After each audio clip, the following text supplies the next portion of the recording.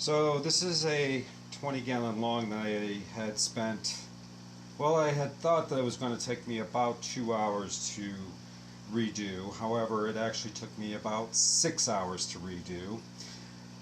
I've installed a plenum into this tank.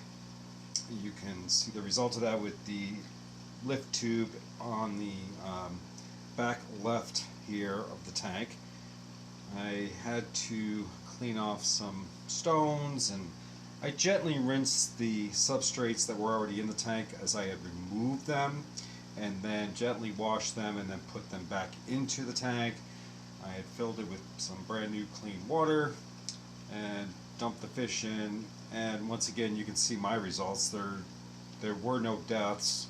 Everybody's fine, and the parameters of the water are just spot on. So this will be another experiment with a plenum. If it does or does not work. If it doesn't work, I really have not done any harm to the system. If anything, the system would benefit from the undergravel filter anyway.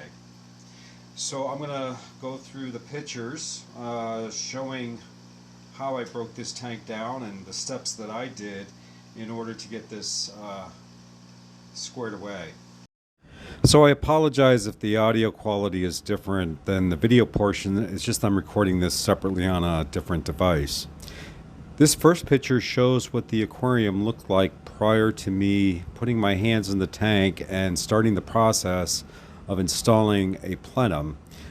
As you can see, the tank is overrun by algae. I've been fighting this for the last year, and normally a water change and a quick vacuum gravel would have taken care of the problem. However, it has gotten worse and worse to take care of over the last few months.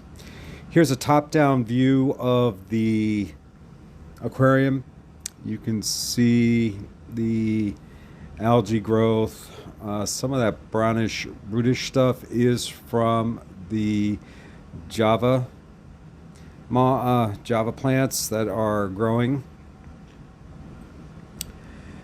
This next picture is a bucket. This is the bucket that I threw all of the fish into, and I had later put a screen over the top to prevent any jumping.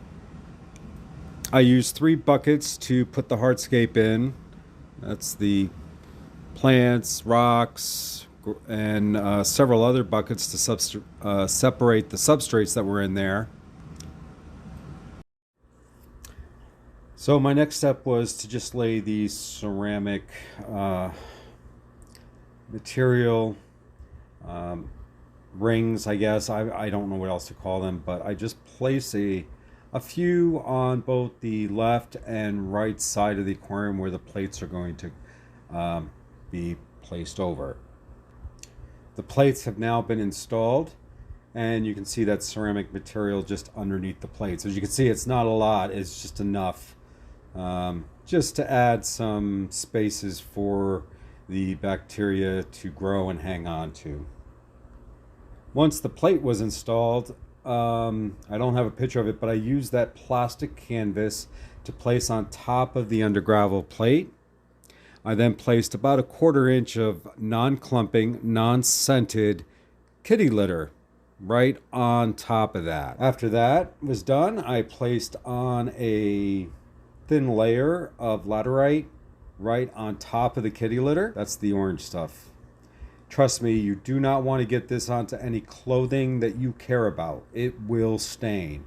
I then added a few handfuls of fluorite red on top of that. The only thing I'm sorry that I didn't get a picture of was the placement of the fluval stratum, which basically runs from where the kitty litter is, both front to back and left to right. So when you actually look at the aquarium, it's higher in the middle than it is to the left or the right of the aquarium. Therefore, whatever plants I get, and depending on their growth habits, I can just plop them right into the substrate without having to worry about whether or not there is soil there or not, because I know where all the soil is. After I had rinsed the material and just got some of the detritus out, I then carefully place that material back on top of the aqua soil. I then gently place the rocks, and you can see that in the video as to where I put them along with the driftwood, and I poured the water all by hand over the rocks so that it would just gently go through the substrate down to the bottom and start filling the aquarium. By doing this way, the tank actually came out cloudy, and once I got the filtration systems back online, within an hour the water was crystal clear. The following morning I got up and I looked at the plants that I pulled out of the tank. I cleaned them up, I had salvaged what I could, and then I replanted them back into the aquarium. So looking at the final product, you can see the air stem bubbling some finer bubbles. As compared to my other two tanks, I had decided to use an air stone, so the water's a little bit more flowing out. It might be a little bit faster than I want. However, I figured with the finer bubbles and the use of the air stone, the actual water flow is lower.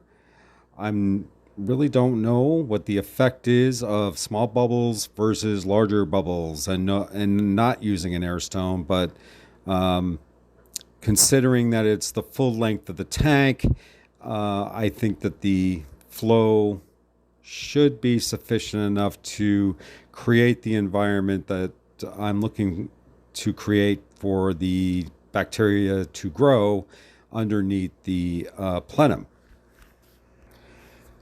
So there you have it. A job that I thought was going to take me 2 hours actually took me probably close to 4 or 5, maybe even 6 hours. I had lost track after having to clean all that material off and putting everything back together again.